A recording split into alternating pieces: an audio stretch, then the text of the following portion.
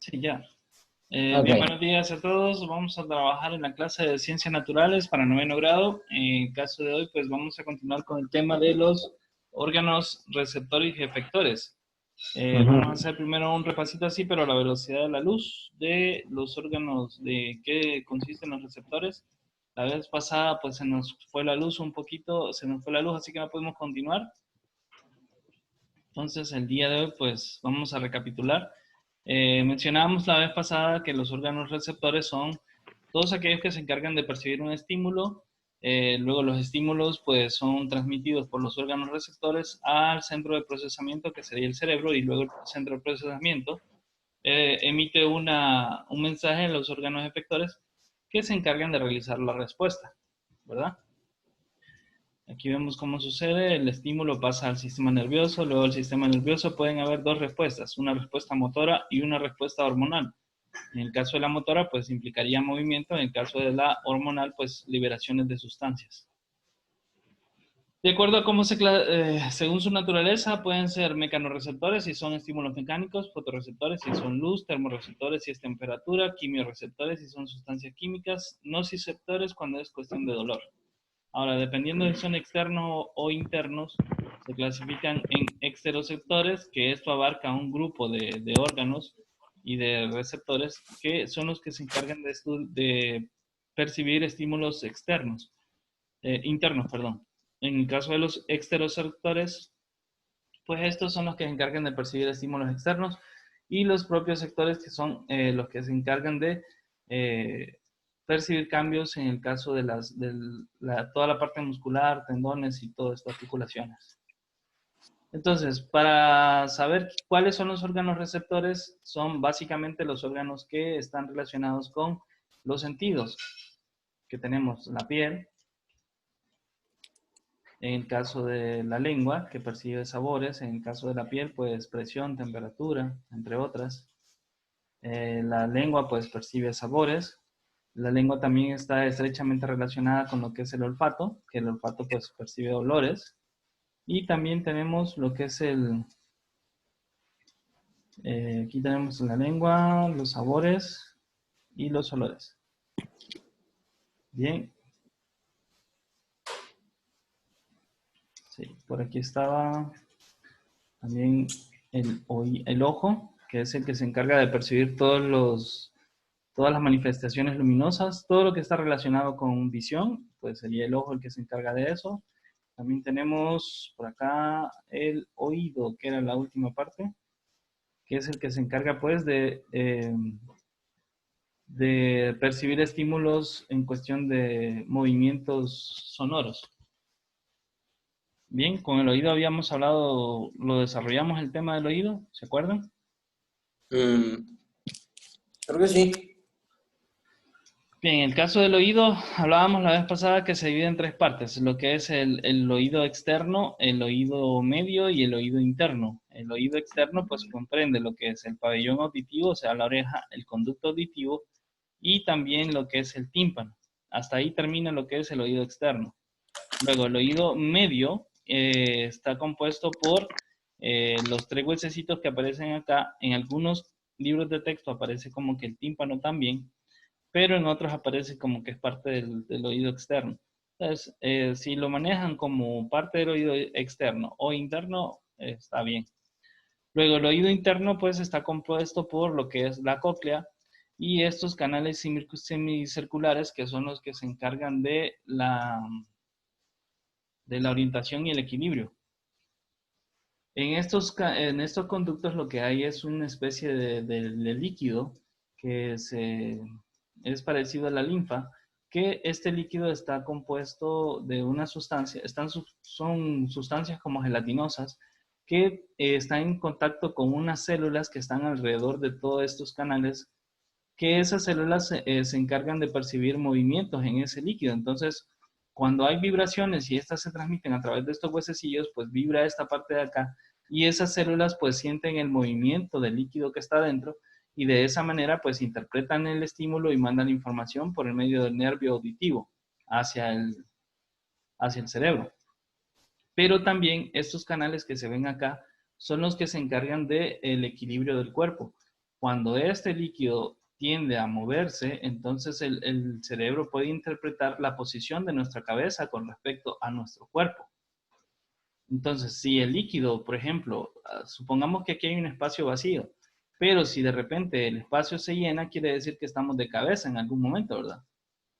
Entonces el cerebro hace lo correspondiente para que mantengamos siempre el equilibrio. Aunque en algunas personas pues esto puede fallar debido a problemas auditivos. Bien. Tenemos... Esto ya lo habíamos hablado, creo que sí. Ahora, en el caso de los órganos efectores, los órganos efectores básicamente son los encargados de la locomoción, o sea, del movimiento. Entre ellos hay dos tipos. Son los músculos y los huesos. En el caso, dice, los movimientos de nuestro cuerpo son posibles gracias a la relación entre los elementos activos, los músculos, y los pasivos, que serían los huesos. Los músculos se encargan de provocar cambios en la posición del hueso, lo cual origina un movimiento. Los huesos están formados por tejido óseo, que puede ser de dos tipos: el tejido óseo esponjoso, que es el que está adentro del hueso, el cual presenta cavidades que le dan un aspecto característico, y tejido óseo compacto, que es macizo y sin espacios, que es el que recubre alrededor del hueso. Aquí vemos donde se ve. Este sería el espacio esponjoso que mencionaban, y la parte externa sería el hueso macizo sin espacios, que es mucho más rígido que el espacio que está adentro, que es poroso. Adentro de los huesos largos hay algo bien interesante. En el caso de los huesos largos tenemos lo que es la médula.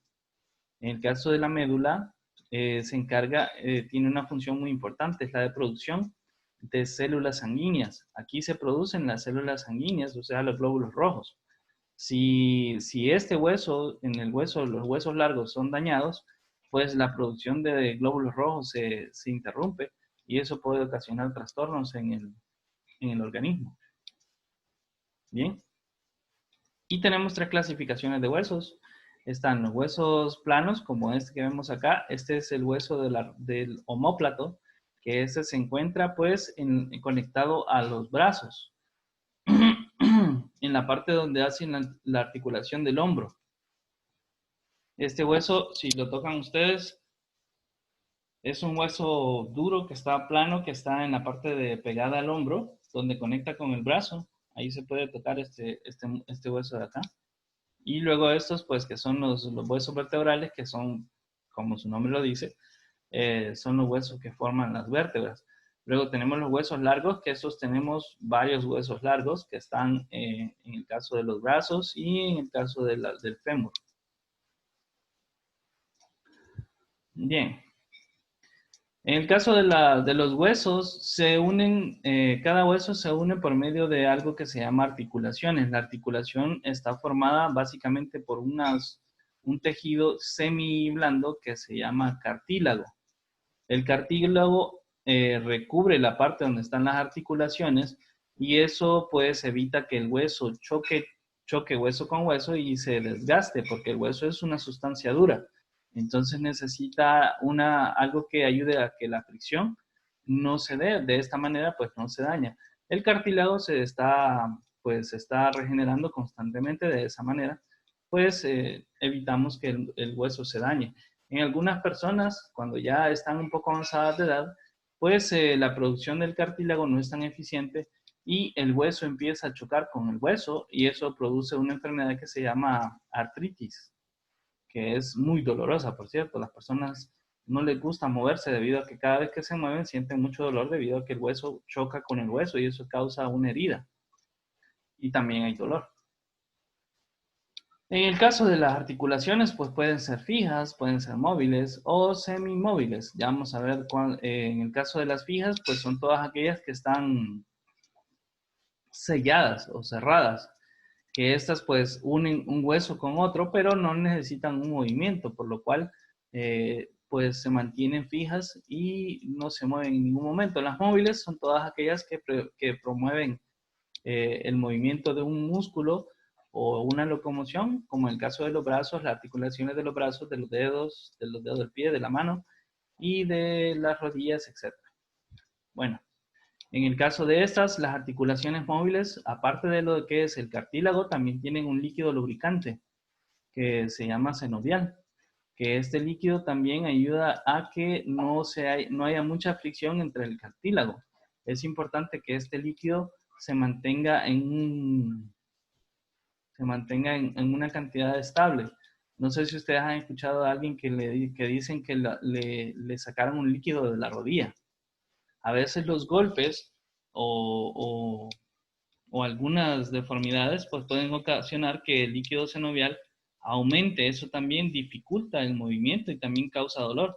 Entonces tienen que estárselo sacando constantemente. No quiere decir que la persona deja de moverse, sino que simplemente le estorba ese líquido en la articulación. Y después tenemos las articulaciones semimóviles, que estas solo permiten movimientos limitados en los huesos, como ocurre en las vértebras, que podemos mover nuestras vértebras, pero muy poco, y si las movemos mucho, pues causa dolor. Y aquí vemos los tres tipos de articulaciones. Tenemos las fijas, donde se unen los huesos del cráneo, por ejemplo. Ahí tenemos articulaciones fijas, que estas, pues como no necesitan moverse porque su función básicamente es encerrar el cerebro y protegerlo, pues no necesitan tener aberturas. En el caso de los bebés, estas partes de los huesos, estas uniones todavía no están bien selladas y por eso es que a veces se le sienten espacios entre el hueso, que a veces eso es bien raro, se le mueve esta parte de enfrente, es muy común que se les mueva, que le dicen, ay, se le movía la mollera, que no sé qué. Eso es lo que se mueve, es porque la articulación todavía no se ha sellado y todavía es flexible, esta parte de acá, todavía hay movimiento.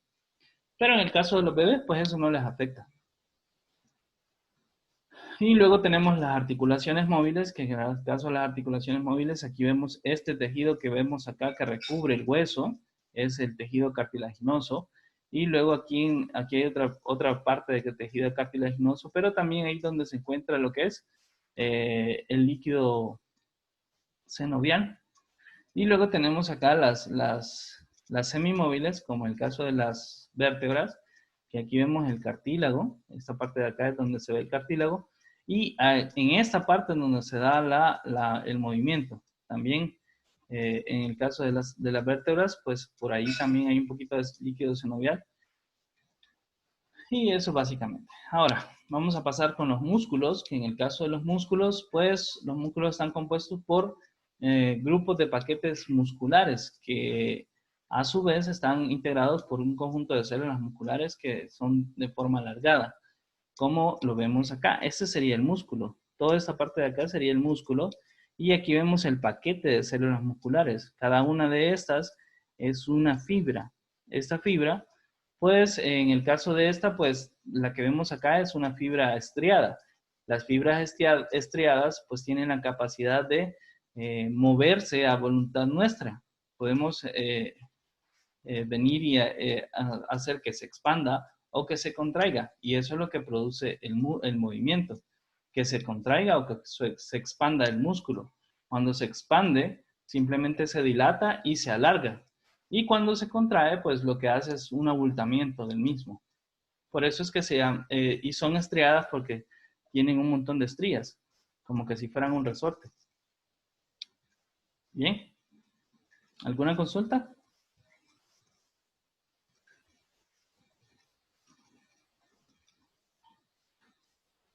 No. Bien, en el caso de los músculos, si se fijan ustedes ahí, tenemos que están conectados a un nervio. El nervio, pues, es el que trae la información desde el cerebro hasta el músculo. Este nervio es el que le dice al músculo, a las células musculares, si se tienen que mover o no. Y también vemos que están los vasos sanguíneos acá, o venas o arterias que van a estar conectadas a los músculos, debido a que los músculos tienen un gran consumo de nutrientes. Los músculos, siempre donde tengamos músculo, vamos a ver que hay una bastante venosidad, hay bastantes vasos capilares y venas y arterias debido a que la necesidad de nutrientes en las células musculares es bastante alta. Entonces, por eso es que siempre vemos que cuando las personas que están haciendo ejercicio en un gimnasio, pues se les brotan bastante las venas debido a que está pasando mucha sangre hacia los músculos para suplir las necesidades alimenticias de cada una de estas células.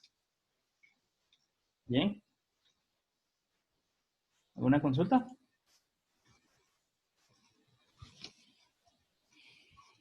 Ok, bien, continuemos entonces. Y aquí vemos cómo sucede el movimiento en el caso del brazo. Para que se mueva hacia arriba el brazo, para que el puño se mueva hacia arriba, vemos que lo que se contrae es esta parte de acá del bíceps y el tríceps se relaja, que es el músculo que está atrás del bíceps. Es la parte que está atrás del brazo. Entonces, para que veamos ahí, tenemos dos músculos acá. Si pueden, no sé si estiran el brazo, ustedes pueden sentir cómo se contraen, se relajan y se contraen esos músculos de ahí. Cuando el músculo, cuando el bíceps sube, o sea, se contrae el bíceps acá, que se hace un abultamiento en la parte de enfrente del músculo, entonces, y el brazo y el puño sube, el tríceps se relaja, o sea, se estira. Mientras que cuando el tríceps se contrae, que es cuando estiran el brazo, van a sentir que cuando estiran el brazo, el tríceps aumenta de tamaño o se siente más durito. Entonces, eso es porque el músculo está contraído y el bíceps está relajado, o sea que se estira. Esto mismo sucede en todos los músculos del cuerpo, siempre vamos en todas las articulaciones. Siempre donde hay una articulación, vamos a tener un músculo que contrae y otro que relaja para que el movimiento se pueda dar. Si solamente hubiese un tipo de músculo, pues solo podríamos hacer un movimiento o contraer o relajar. Pero se dan estos dos paquetes de músculos para que se pueda hacer ambos movimientos a voluntad. Ahora, vamos a hacer una diferenciación entre los tipos de músculos. Hay dos tipos de músculo. Está el músculo estriado y el músculo liso. En el caso del músculo, los músculos que se unen en los huesos son responsables del movimiento. Dice, de estos se denominan músculos o fibras estriadas, que les mencionaba anteriormente. Debido al aspecto de sus células que tienen, como les mencionaba, tienen estrías. Y estos son de contracción a voluntad rápida y no persistente, o presentan células de gran tamaño con varios núcleos. Algo bien interesante de esto del músculo estriado es que lo podemos mover a voluntad y es un músculo rápido, de acción rápida y es fuerte, pero se cansa con facilidad. Por eso dice aquí que no es persistente, o sea, no podemos estar haciendo un movimiento constantemente toda la vida, porque el músculo no lo permitiría. Llegaría un momento en que sea tanto el cansancio que el músculo colapsa y ya no podemos seguirlo moviendo. Mientras que en el caso del músculo liso, es diferente. Este músculo son de contracción involuntaria, lenta y duradera, y sus células tienen un solo núcleo. Este tipo de músculo lo vamos a ver en los órganos, más que todo. Son los que, por ejemplo, se encargan de que el corazón siga su movimiento, que es perpetuo. Entonces, este tipo de músculo liso, pues tiene un movimiento involuntario, no lo podemos controlar con la mente. También es un movimiento bastante lento y es un tipo de movimiento muy duradero, o sea, el corazón late toda nuestra vida. Y eso se debe a este tipo de músculo, que es el músculo liso. Bien. Ahora, hay tres tipos de músculos, según su forma. Estarían los fusiformes, que son los alargados, los planos, como el que tenemos en el pecho, que forma ¿cómo se llama? El pectoral. Y en el caso de los circulares, como los esfínteres, que son los músculos que se encargan de venir, abrir y cerrar pasos entre algunos órganos. Por ejemplo, hay un esfínter que controla la salida de la orina, por ejemplo. Otro que controla la salida de las heces fecales. Otro que controla el paso del estómago hacia el intestino, entre otros que hay por todo el cuerpo. ¿Preguntas con respecto a eso? ¿Jóvenes? ¿Tienen alguna pregunta? No. ¿No? Bueno, No. entonces solo me hacen el favor de activar la cámara una vez más para hacer